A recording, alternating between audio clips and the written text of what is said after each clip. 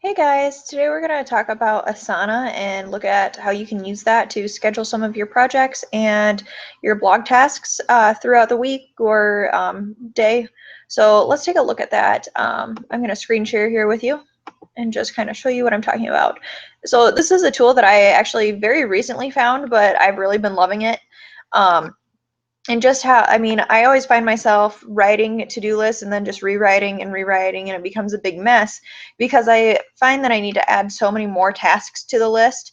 And so this allows me to create projects. And so even if it's like a small project, sometimes, you need to do a lot of different things for that project. So for example, like in my course, I know that I need to create like lessons for these different modules, but each of those different modules has so many different things with it. So like if I click on that, you can add tasks, but let's look at like all the completed tasks. So, or actually just all tasks. So this shows like it's obviously kind of whited out because they're already done, but these are just different tasks that I needed to get done. Um, and so you can click on those and like see kind of what you needed to do with that. And these are all past tasks. So we're going to go to one that has some more recent stuff. So this is for module 2, some of the things that I'm planning on working on. And some of them are just more ideas, but I wanted to create a list so I don't forget. And so then you can always add a task. So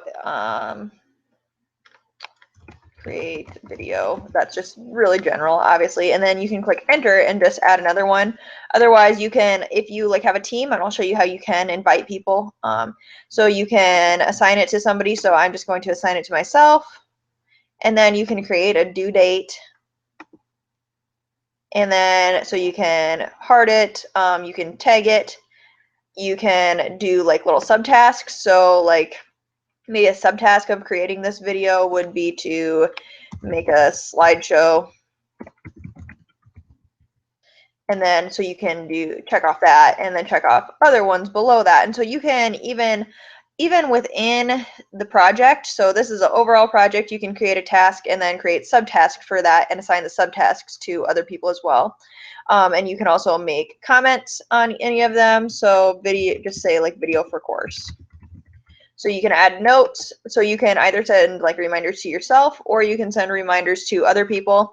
And so then down here is more just general conversation. So you would leave a comment on that for maybe other people that you're working on it with, and then you can either follow it or unfollow it. So maybe people keep commenting on it and you don't need notifications on that, you can unfollow that task. So then you can also add attachments to this.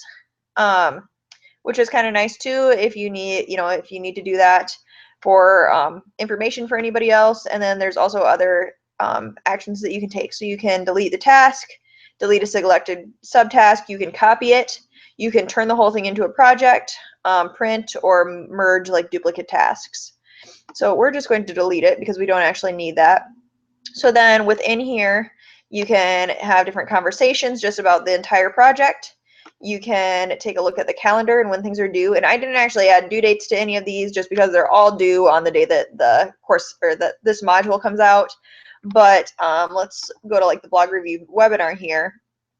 So this one did have dates on the calendar. So you can see right here, like this was all due by that day and this was due this day. Like I wanted to advertise on Facebook on this particular day.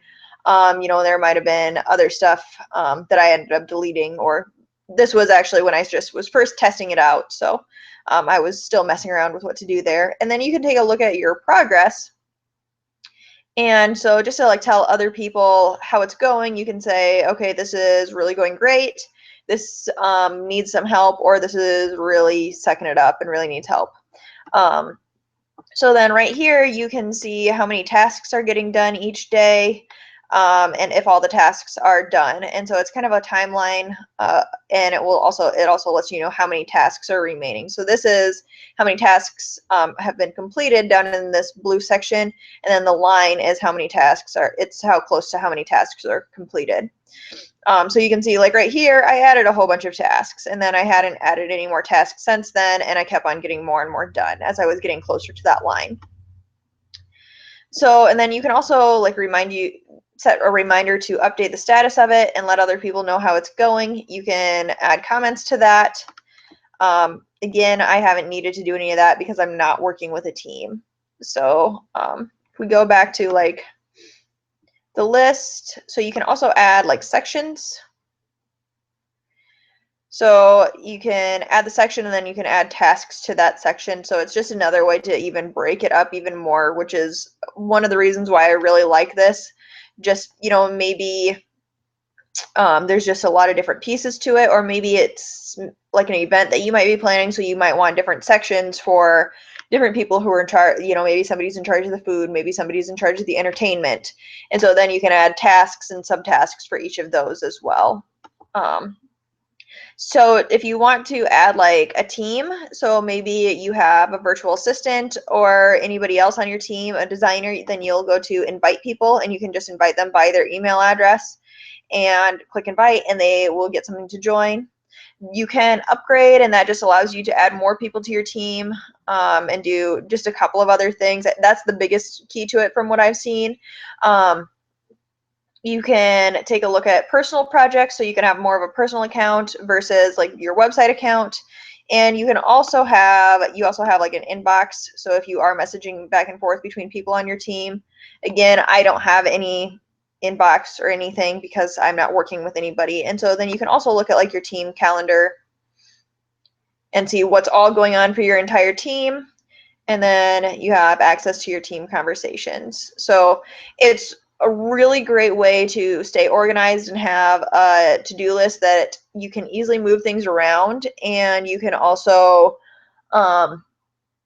really easily change things. Whereas I just found myself, it's so hard to try to space things out on paper so that, you can add tasks underneath each of your individual tasks. And I just found like I was rewriting new to-do lists every like hour or so just because I would come up with more things to do, but I kind of wanted to group them better.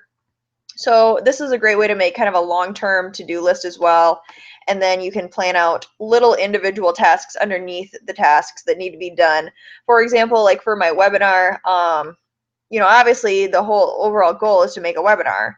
But if you look at like the tasks, then I need to create the Google Hangout was this one, create the slide deck, set up the page where people would view it, advertise on Facebook again, write the advertising email, set up an email to go out 4 hours before, set up an email to go in 15 minutes before, and then also like set up Twitter links in. So there's a lot of, you can say I had to get the webinar ready, but to actually find each of these little tasks and be able to check each of those off as they're ready, that's just it allows you one more step of organization. And so I really like that you're able to do that without having to create and recreate so many different checklists and to-do lists.